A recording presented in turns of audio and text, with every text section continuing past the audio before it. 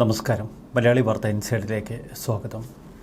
പള്ളിക്കൂടത്തിൽ ജോലി കിട്ടാൻ പള്ളിക്ക് 13 ലക്ഷം രൂപ കൈക്കൂലി കൊടുക്കണം. കൈക്കൂലി കൊടുത്താലും ശമ്പളം കിട്ടില്ല. ഒടുവിൽ ആ യുവതി ആത്മഹത്യ ചെയ്തു. ഏതൊരു വാർത്തയും പോലെ ഇക്കഴിഞ്ഞ ദിവസം അധ്യാപികയുടെ ആത്മഹത്യ അതിപ്പോൾ വാർത്തയല്ലാതായിരിക്കുന്നു. 6 വർഷമായി ജോലി ചെയ്ത യുവതിക്ക് ശമ്പളമില്ല. ഗത്യന്തരമില്ലാതെ യുവതി ആത്മഹത്യ ചെയ്തു. അപ്പോൾ പരസ്പരം പഴിപറയുകയാണ് സഭയും സർക്കാരും. ഈ ആത്മഹത്യയിൽ സഭയ്ക്കെതിരെ എന്തെങ്കിലും നടപടിയെടുക്കാൻ സർക്കാരിന് ആർജവമുണ്ടോ? ഇല്ല. ജനപ്രതിനിധികൾ സഭയുടെ തിണ്ണ നിരങ്ങുന്നവരാണ്. അതുകൊണ്ട് തന്നെ ഇത്തരം വിഷയങ്ങൾ കണ്ടില്ല എന്ന് സഭയും പാർട്ടിയുമൊക്കെ അങ്ങ് വയ്ക്കും. കണ്ണടച്ചില്ലേൽ വോട്ട് ബാങ്ക് പൊളിയും. Kodanchery saint Joseph LP school അധ്യാപിക കട്ടിപ്പാറ വളവനാനിക്കൽ അലീന ബെന്നിയാണ് ഇക്കഴിഞ്ഞ ദിവസം ആത്മഹത്യ ചെയ്തത്. വീട്ടിലെ മുറിയിൽ അവരെ തൂങ്ങി മരിച്ച നിലയിൽ കണ്ടെത്തുകയായിരുന്നു. 6 വർഷമായി ശമ്പളമില്ലാത്തതിൽ മനംനൊന്താണ് യുവതിയുടെ ആത്മഹത്യ. ആത്മഹത്യ ചെയ്ത അധ്യാപികയുടെ മൃതദേഹം സംസ്കരിച്ചു. കട്ടിപ്പാറ ഹോളി ഫാമിലി പള്ളി സെമിത്തേരിയിലായിരുന്നു സംസ്കാരം. സാമ്പത്തികമായി പിന്നോക്കം നിൽക്കുന്ന കുടുംബത്തിലെ അംഗമാണ് അലീന. സഹ അധ്യാപകരുടെ സഹായം കൊണ്ട് ഇതുവരെ ജീവിച്ചു. ഇനിയും കൈനീട്ടാൻ അവർക്ക് മനസ്സ് വന്നില്ല. അതുകൊണ്ട് തന്നെ സ്വന്തം ജീവിതമങ്ങ് അവസാനിപ്പിച്ചു. ഇവിടെയാണ് നമ്മൾ സ്കൂൾ മാനേജ്മെൻറ്റിൻ്റെ ചതി മനസ്സിലാക്കേണ്ടത്. ഇതുപോലെ എത്രയെത്ര ആളുകളുടെ ജീവിതമാണ് അവർ ഉള്ളം കയ്യിലിട്ട് പന്താടുന്നത്. 13 ലക്ഷം രൂപ എണ്ണി പോക്കറ്റിലേക്ക് തള്ളിയിടുമ്പോൾ ഈ സ്കൂൾ മാനേജ്മെൻറ്റിന് എന്തുകൊണ്ട് ചില ഉത്തരവാദിത്തങ്ങളില്ല? ഈ 13 ലക്ഷം രൂപയ്ക്ക് പലിശയെങ്കിലും ആ യുവതിക്ക് കൊടുത്തിരുന്നുവെങ്കിൽ അവർ ആത്മഹത്യയിലേക്ക് പോകില്ലായിരുന്നു. അലീനയുടെ ജോലി സ്ഥിരപ്പെടാത്തത് സംബന്ധിച്ചാണ് ഇപ്പോൾ സഭയും സർക്കാരും തമ്മിലുള്ള തർക്കം. സർക്കാരിനെ നിശ്ചിതമായി വിമർശിക്കുന്ന താമരശ്ശേരി രൂപതയിലാണ് ഇത്തരമൊരു ദുരന്തമെന്ന് നമ്മൾ ഓർക്കുക. വിദ്യാഭ്യാസ വകുപ്പിന്റെ വീഴ്ച മൂലമാണ് ഇത്തരമൊരു ദുരന്തം സംഭവിച്ചത് എന്ന് കോർപ്പറേറ്റ് മാനേജ്മെന്റ് പറയുന്നു. എന്നാൽ വീഴ്ചയുണ്ടായത് മാനേജ്മെന്റിന്റെ ഭാഗത്താണ് എന്ന് വിദ്യാഭ്യാസ വകുപ്പ്. നസ്രത്ത് LP മുത്തോറ്റിക്കൽ സ്കൂളിൽ സർവീസിൽ നിന്ന് നീക്കം ചെയ്ത അധ്യാപികയ്ക്ക് പകരമായാണ് 2021 അലീനയെ നിയമിച്ചത്.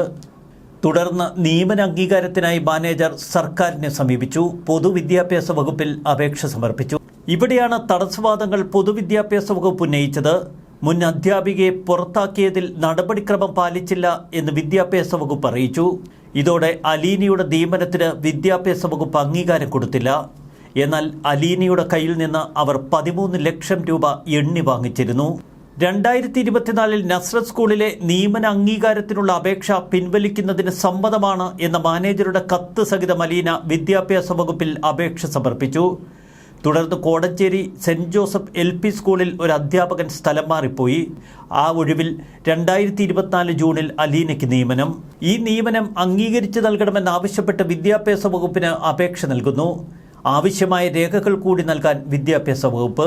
എന്നാൽ മറ്റു രേഖകളൊന്നും സ്കൂൾ മാനേജർ വിദ്യാഭ്യാസ വകുപ്പിന് കൈമാറുന്നില്ല. ഇതോടെ അപേക്ഷ തിരിച്ചു നൽകിയെന്നാണ് വിദ്യാഭ്യാസ വകുപ്പിന്റെ റിപ്പോർട്ടിൽ പറയുന്നത്. ഇതിനിടെ ഭിന്നശേഷി സംവരണം സംബന്ധിച്ച ഉത്തരവുകളുടെ വ്യക്തത കുറവ്. ഇതിനൊക്കെ കുറ്റം ഇപ്പോൾ വിദ്യാഭ്യാസ വകുപ്പിനാണ്. അവരാണ് വീഴ്ച വരുത്തിയത് എന്ന് കോർപ്പറേറ്റ് മാനേജർ പറയുന്നു. അലീന ബെന്നിക്ക് 2021 സ്ഥിര നിയമന അംഗീകാരത്തിനുള്ള അപേക്ഷ താമരശ്ശേരി AUയിൽ നൽകി. എന്നാൽ ഭിന്നശേഷി സംവരണം അടക്കമുള്ള സാങ്കേതിക തടസ്സങ്ങൾ മൂലം ഈ നിയമനം ലഭിച്ചില്ല. അലീനയെപ്പോലെ സ്ഥിര നിയമനം ലഭിച്ചിട്ടും നിയമന അംഗീകാരം ലഭിക്കാതെ വർഷങ്ങളായി ഇത്തരം കോർപ്പറേറ്റ് മാനേജ്മെന്റിന്റെ സ്കൂളുകളിൽ കുടുങ്ങിക്കിടക്കുന്ന അധ്യാപകരുണ്ട്.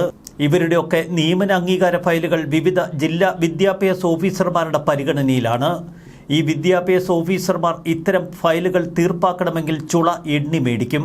അതിന് സ്കൂൾ മാനേജ്മെൻറ്റുകൾ പലപ്പോഴും തയ്യാറാകില്ല. വിദ്യാഭ്യാസ വകുപ്പിലെ ഉന്നത ഉദ്യോഗസ്ഥർക്കൊക്കെ കാര്യങ്ങൾ പച്ചക്കറിയാം. സ്കൂൾ മാനേജ്മെൻറ്റ് ലക്ഷങ്ങൾ എണ്ണി വാങ്ങിയാണ് ഇത്തരം നിയമനങ്ങൾ നടത്തുന്നത്. അപ്പോൾ പിന്നെ തങ്ങൾക്കുള്ള വീതം ഇങ്ങോട്ട് പോരട്ടെ എന്നാണ് ഉദ്യോഗസ്ഥരുടെ മനോഭാവം. കോർപ്പറേറ്റ് മാനേജ്മെൻറ്റിൻ്റെ വാദങ്ങൾ തള്ളി അലീനയുടെ പിതാവ് ബെന്നി രംഗത്തെത്തി. സർക്കാരിനെ വെറുതെ കുറ്റപ്പെടുത്തുന്നത് ശരിയല്ല. മാനേജ്മെന്റ് ശരിയായ നടപടി സ്വീകരിച്ചാൽ മാത്രമേ സർക്കാരിന് സ്ഥിര നിയമനം നൽകാൻ കഴിയൂ എന്ന് ബെന്നി പറയുന്നു. 6 വർഷത്തോളം ജോലി ചെയ്തിട്ടും ഒരു 100 രൂപ പോലും ശമ്പള ഇനത്തിൽ നൽകിയില്ല. സംഭവം നടന്നതിന് ശേഷം ഒന്ന് വിളിക്കാൻ പോലും കോർപ്പറേറ്റ് മാനേജർ തയ്യാറായില്ല. ബന്ധപ്പെട്ടവർ നടപടി സ്വീകരിച്ചിരുന്നു എങ്കിൽ മകളി കടുംകൈ ചെയ്യില്ലായിരുന്നു. സ്കൂളിൽ പോയി വരാൻ പണമില്ലാതിരുന്ന അലീനയ്ക്ക് സഹ അധ്യാപകർ പിരിവെടുത്ത് 3000 രൂപ വീതം സമാഹരിച്ച് നൽകി.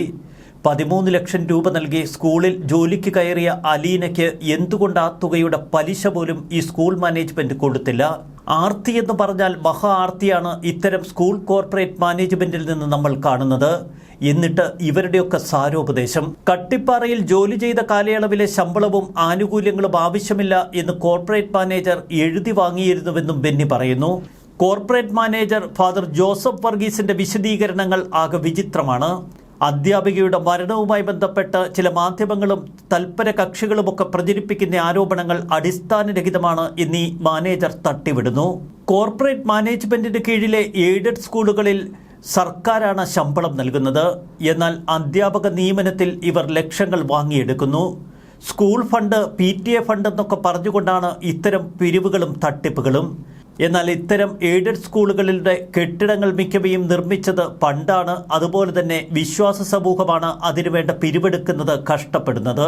താമരശ്ശേരി രൂപത കോർപ്പറേറ്റ് മാനേജ്മെന്റിന് കീഴിലുള്ള കട്ടിപ്പാറ ഹോളി ഫാമിലി LP സ്കൂളിലാണ് കഴിഞ്ഞ 5 വർഷം അലീന ജോലി ചെയ്തത്. കഴിഞ്ഞ 1 വർഷമായി കോടഞ്ചേരി സെന്റ് ജോസഫ് LP സ്കൂളിലായിരുന്നു. ആദ്യത്തെ സ്കൂളിൽ നിന്നും മാറുന്ന സമയത്ത് ശമ്പളം വേണ്ട എന്ന് മാനേജ്മെന്റ് എഴുതി വാങ്ങി. സ്കൂളിലെ അധ്യാപകർ തന്നെയാണ് അലീനയ്ക്ക് വേണ്ട ആത്മവിശ്വാസമൊക്കെ നൽകിയത്. താമരശ്ശേരി രൂപത കോർപ്പറേറ്റ് വിദ്യാഭ്യാസ ഏജൻസി കൈക്കൂലി വാങ്ങി എന്ന ഗുരുതര ആരോപണമാണ് ഇപ്പോൾ ഉയർന്നു വന്നിരിക്കുന്നത്. അധ്യാപക നിയമനങ്ങളിൽ എല്ലാ കോർപ്പറേറ്റ് മാനേജ്മെന്റുകളും തന്നെ ഇത്തരം പണപ്പിരിവുകൾ നടത്താറുണ്ട്. എന്നാൽ പിന്നീട് വലിയ സാരോപദേശവുമായി ഇത്തരം കോർപ്പറേറ്റ് മാനേജ്മെന്റുകൾ രംഗത്ത് വരരുത്. മാനേജ്മെന്റ് സർക്കാരിന് കൃത്യമായ രേഖകൾ നൽകാതിരുന്നതാണ് നിയമനം ലഭിക്കാതിരിക്കാനുള്ള കാരണം. താൻ എത്രയോ തവണ കോർപ്പറേറ്റ് ഓഫീസിൽ കയറിയിറങ്ങിയെന്ന് അലീന ബെന്നി തൻ്റെ സഹപ്രവർത്തകരോടൊക്കെ പലപ്പോഴും പറഞ്ഞു. 9 വർഷമായി ജോലി ചെയ്ത് ശമ്പളം കിട്ടാത്തവർ പോലും അവിടെയുണ്ട്. കോർപ്പറേറ്റ് മാനേജ്മെന്റ് ഓഫീസിലെത്തി എന്തെങ്കിലും പരിഭവം പറഞ്ഞാൽ 9 വർഷം ശമ്പളം കിട്ടാത്ത അധ്യാപകരെ കുറിച്ചുള്ള കഥകളൊക്കെ പറയും. അതിനർത്ഥം 8-9 വർഷം ഇങ്ങനെ ശമ്പളം കിട്ടാതെ പഠിപ്പിക്കണമെന്നാണോ? ജോലി കഴിഞ്ഞ് തിരികെ വീട്ടിലെത്തി മകൾ ഒരുപാട് തവണ കരയുന്നത് കണ്ടു എന്ന് പിതാവ് ബെന്നി പറയുന്നു. മകളോടൊരു ആശ്വാസവാക്ക് പോലും പറയാൻ കഴിയില്ല. അവളുടെ വിഷമത്തിന് എന്തു പറഞ്ഞാലും ഫലമുണ്ടാകില്ല. ജോലിക്കായി അപേക്ഷിച്ചതും അത് നിരസിച്ചതിൻ്റെ അടക്കം എല്ലാ രേഖകളും തൻ്റെ കൈവശമുണ്ട്. മാനേജ്മെന്റ് മകൾക്ക് പണം കൊടുത്തില്ല. ആദ്യം പഠിപ്പിച്ച സ്കൂളിലെ അധ്യാപകർ പോലും അലീന മരിച്ച് വീട്ടിലേക്കൊന്ന് തിരിഞ്ഞു നോക്കിയില്ല. അത്രയുള്ളൂ ഈ അധ്യാപകരുടെ പോലും മനസാക്ഷി. കട്ടിപ്പാറ മുത്തോറ്റിക്കൽ നസ്രത്ത് LP സ്കൂളിൽ മുൻപ് 4 വർഷം ജോലി ചെയ്തത് ദീർഘകാല അവധിയിലായിരുന്ന ഒരു അധ്യാപിക ജോലിയിൽ നിന്ന് രാജിവെച്ചുണ്ടായ ഒഴിവിലാണ്. 2021 മാനേജ്മെന്റ് അലീന ബെന്നിയെ നിയമിച്ചു. പിന്നീട് താമരശ്ശേരി AEOയിൽ അംഗീകാരാപേക്ഷ നൽകിയെന്നൊക്കെ കോർപ്പറേറ്റ് മാനേജർ പറഞ്ഞു. പിന്നീട് അധ്യാപികയും പിതാവും ആവശ്യപ്പെട്ടതനുസരിച്ച് കോടഞ്ചേരി LP സ്കൂളിലുണ്ടായ റെഗുലർ തസ്തികയിലേക്ക് മാറ്റി നിയമനം നൽകുകയായിരുന്നുവെന്നതാണ് സ്കൂൾ മാനേജ്മെന്റിന്റെ വിശദീകരണം. പണം വാങ്ങി പോക്കറ്റിലിട്ടാൽ അധ്യാപികയ്ക്ക് നിയമനം വാങ്ങി നൽകാനുള്ള ഉത്തരവാദിത്തം ഈ കോർപ്പറേറ്റ് മാനേജ്മെന്റുകൾ പാലിക്കണം. പലപ്പോഴും ഇത്തരം ഗതികേട് അധ്യാപകരുടെ ചുമലിൽ തന്നെ വന്ന് വീഴുന്നതാണ് നമ്മൾ കാണുന്നത്. കോർപ്പറേറ്റ് മാനേജരൊക്കെ പണമങ്ങ് എണ്ണി വാങ്ങി പോക്കറ്റിലേക്ക് തള്ളിയിടും. എന്നിട്ട് നിങ്ങളുടെ നിയമന അംഗീകാരമൊക്കെ സർക്കാരിൽ പോയി വാങ്ങാൻ അധ്യാപകരോട് പറയും. ആ പാവങ്ങൾ തിരുവനന്തപുരത്ത് വന്നിറങ്ങി ഏതെങ്കിലുമൊക്കെ രാഷ്ട്രീയക്കാരുടെ പിറകെ നടന്ന് എങ്ങനെയെങ്കിലും നിയമനം സ്ഥിരപ്പെടുത്തുന്ന എത്രയെത്ര കാഴ്ചകൾ. കഴിഞ്ഞ ദിവസം അലീന സ്കൂളിൽ പോയിരുന്നില്ല. Phone switch off. സ്കൂളിൽ എത്താത്തതിനെ തുടർന്ന് അധികൃതർ അലീനയുടെ പിതാവ് ബെന്നിയുമായി ബന്ധപ്പെട്ടു. 3 മണിയോടെ ബെന്നി വീട്ടിലെത്തി. അലീനയെ തൂങ്ങി മരിച്ച നിലയിൽ കാണുന്നു. പള്ളിക്കമ്മിറ്റിയൊക്കെ ഇടപെട്ടതുകൊണ്ടാണ് 2ാമത് സ്കൂളിലേക്ക് ഒരു സ്ഥിര നിയമനത്തിന് കോർപ്പറേറ്റ് മാനേജർ തയ്യാറായതുപോലും. എൻ്റെ മോൾ നഷ്ടപ്പെട്ടു, ഇനി എന്ത് കാര്യം? 5 വർഷമായി അവൾക്ക് ശമ്പളം പോലും കൊടുത്തില്ല. ഞങ്ങൾക്ക് നഷ്ടപ്പെടാനുള്ളത് നഷ്ടപ്പെട്ടു. എനിക്ക് 3 പെൺകുട്ടികളാണുള്ളത്. സാധാരണ കുടുംബമാണ് ഞങ്ങളുടേത്. അലീനയുടെ പിതാവ് ബെന്നിയുടെ ഈ വാക്കുകൾ കേൾക്കുമ്പോൾ എന്തു പറയാൻ? പണത്തിന് ആർത്തിമൂത്ത ഇത്തരം കോർപ്പറേറ്റ് മാനേജ്മെന്റുകൾ തന്നെയാണ് കേരളത്തിൻ്റെ ശാപം. ഇത് ക്രൈസ്തവ സമുദായത്തിൽ മാത്രം ഒതുങ്ങി നിൽക്കുന്നതല്ല. എല്ലാ സമുദായങ്ങളിലും ഇത്തരം ആർത്തിപ്പണ്ടാരങ്ങളുണ്ട്. ഇവർ നഷ്ടപ്പെടുന്നതോ നിരപരാധികളായ യുവതീ യുവാക്കളുടെ ജീവനുകൾ. ഇക്കാര്യങ്ങളിൽ കൂടുതൽ ജാഗ്രത പുലർത്താൻ സർക്കാരിന് ഉത്തരവാദിത്വമുണ്ട്. സമുദായങ്ങളെ സന്തോഷിപ്പിക്കാൻ കുറെ തസ്തികകൾ വാഗ്ദാനം ചെയ്യും. ഈ തസ്തികകൾ ചൂണ്ടിക്കാട്ടി വ്യാപക പിരിവ് നടത്തി കോർപ്പറേറ്റ് മാനേജ്മെന്റുകൾ തടിച്ചു കൊഴുക്കും. എന്നാൽ നിയമന അംഗീകാരമൊക്കെ വാങ്ങിയെടുക്കുന്നതിൽ കോർപ്പറേറ്റ് മാനേജ്മെന്റുകൾ തികഞ്ഞ ഉദാസീനത പുലർത്തും. ഏതെങ്കിലുമൊക്കെ രാഷ്ട്രീയക്കാരുടെ പുറകെ നടന്ന് അവർക്ക് തുട്ടെണ്ണിക്കൊടുത്ത് നിയമനാംഗീകാരം വാങ്ങട്ടെ എന്നതാണ് കോർപ്പറേറ്റ് മാനേജ്മെൻറ്റുകളുടെ നയം. കഷ്ടം തന്നെ. ഇവിടെ പൊലിഞ്ഞത് ഒരു യുവതിയുടെ ജീവനാണ്. ഇതിനാരുത്തരം പറയും? ന്യൂസ് ഡെസ്ക് മലയാളി വാർത്ത ഇൻസൈഡ്.